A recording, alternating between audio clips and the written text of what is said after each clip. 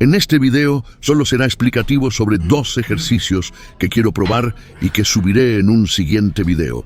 Pues bueno, vamos a hacer ahora bíceps con la barra, pero la diferencia es que lo vamos a hacer lentos, lo más lento que podamos, controlado, para sacar de 5 a 8 repeticiones, pero vamos a subir lento y vamos a bajar lento. Y vamos a probar un ejercicio de box, que es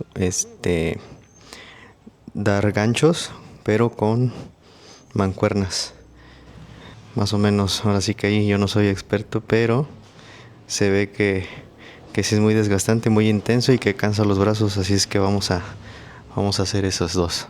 Sígueme para el siguiente video a ver qué tal me salen los ejercicios. Recuerden que yo no soy un experto en esto, simplemente estamos en el proceso aprendiendo un poco de lo mejor de cada disciplina que analizo.